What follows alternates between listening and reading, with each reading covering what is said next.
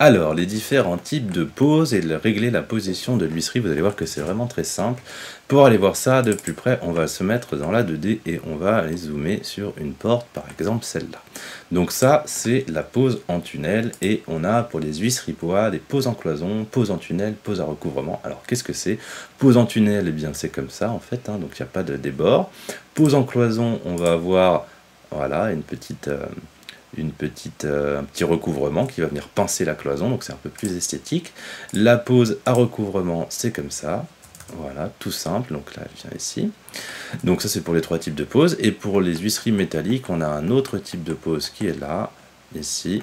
On a donc c'est pareil, hein, la pose en tunnel, pose en cloison comme ça, hop, comme ça, et pose en recouvrement comme ça. Très bien. Et puis, on a également la pose banchée avec une huisserie à bancher. Voilà. Donc là, après, ça sera à vous hein, de la positionner sur un mur en béton. Hein. Mais vous l'avez, comme ça, vous pouvez faire vos petits crobards. Et ça marche très très bien. Voilà pour les types de poses. Et maintenant, je vous montre autre chose. On va pouvoir décaler la porte de son mur haute, aussi bien en positif qu'en négatif. En positif, ça se passe ici, décalage de la porte par rapport au mur haute, ça c'est très explicite. On va la décaler par exemple de 200 en positif ici, donc ça va décaler comme ça hein, du mur haute, hein, donc, qui est là. Pourquoi je peux pas? Parce qu'il est verrouillé, voilà. Donc, je vais le déverrouiller, donc vous voyez mon mur, il va suivre très bien, la porte va suivre le mur, c'est très bien. En négatif, bah, ça va partir de l'autre côté, hein, ça aussi c'est très très simple, voilà. Donc ça, vous savez, ça va vous permettre de gérer pas mal de petites situations spécifiques de projet. Si vous travaillez en mur multicouche, bah, vous savez quoi, on va le faire. Donc là, je vais me mettre ici, je vais décaler de 100. Voilà, et puis je vais forcer l'épaisseur de mon huisserie pour qu'elle recouvre, qu'elle vienne recouvrir le mur qui est là. Donc là je vais forcer l'épaisseur, je vais mettre 200, voilà, comme ça, donc là je suis bien.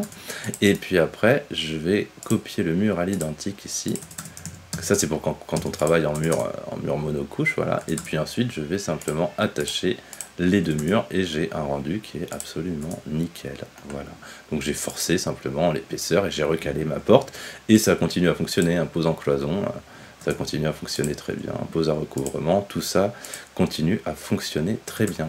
Donc voilà, vous avez des types de poses d'une part et ensuite le réglage de la position de l'huisserie par rapport au mur et ensuite forcer la largeur de l'huisserie pour épouser des situations qui sont un peu spécifiques. Voilà, donc ça rend un chouette service, ça permet de faire vraiment des portes qui sont posées comme dans la vraie vie, et c'est très facile à utiliser. Et voilà, prochaine étape, ouvrir les portes.